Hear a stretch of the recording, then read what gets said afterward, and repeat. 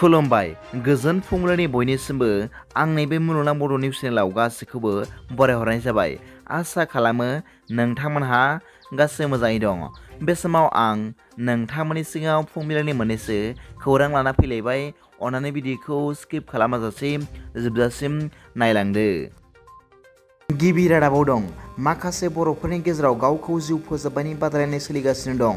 बावैसो साननि सिगां सानै बर' लाइमोन सेंग्राफोरा गावखौ फोजोबना लानायनि उनावनो आरोबाव मैया उदालगुरिनि सिङाव थानाय माजबार हालामनि सिखारडाङा गामिनि BA ब्रैथि सेमिस्टाराव फरायनाय अनजु बसुमतारी मुंनि सासे लाइमोन सिख्लाया गावनि जिउखौ फोजोबना लादों होनना मिथिनो मोननाय जादों।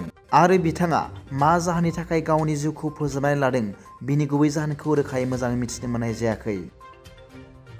नैथि रादाबाव दं मैया 14 नं चिरां दुवार बियाबनि MLA मानाव गेदेर जयन्त बसुमतारी बिथाङा ओनसोलनि सुबुंफोरनि थाखाय गोजोनथाव हाबा मावदों।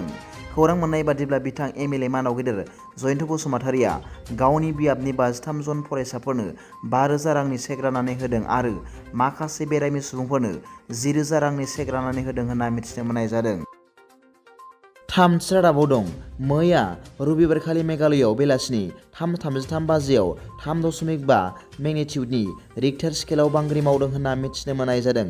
खौरां मोननाय बादिब्ला बे बांग्रि मावनायनि मिरुआ खोला गार' हाजोआव 5 किल'मिटार गोथौथियाव मावजेनदोंमोन होनना माहारियारि बांग्रि सुग्रा आफादा फोरमायदों होनना मिथिनो मोननाय जादों। मख'नो गोनां बाथ्रा दि बे बांग्रि मावनाय जाथायाव जेबो खहा जानायनि खौरां मोननाय जायाखै होनना मिथिनो मोननाय जादों।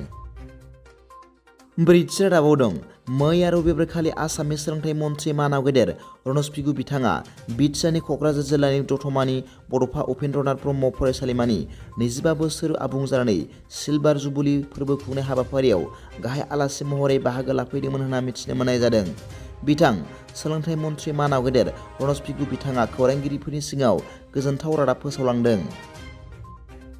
बाथि रादाबाव दं थांनाय 22 एप्रिल खालारखालि बनसुनि चिरां जिल्लानि 3 स्टार हटेल सिगनेटआव खुंनाय मोनसे सेन्ट्रेल एक्जिकिउटिभ मिटिंआव सावरायनायनि गेजेरजों फैगौ 2024 नि MP बिसायख'थियाव मानाव गेदेर सानसुमा बसुमतारी बिथांखौ बिजाथि हिसाबै फसंनानै मदद होगोन होनना फोसावदों होनना मिथिनो मोननाय जादों। दिनैनि फुंबिलिनि मोननैसो खौरांफोरा दा बेखिनिल'मोन। भिडिअखौ मोजां मोनदोंब्ला आंनि बे मुलुगनां बड' निउस चेनेलखौ अन्नानै साबस्क्राइब खालाम आरो बेल आइकनावबो थुनानै ला जाहाथे आं गोदान निउस आपडेट लानानै फैयोब्ला नोंथांनियाव सिगांग्रो नटिफिकेसन सौहैयो। दा बेलासिनि रादाबाव नोंथांमोनखौ आंनि बे चेनेलाव गोसो गोथारै बरायहरनाय जाबाय। गोजोन्थों। एसेनोसै। जै बर' हारिनि जै।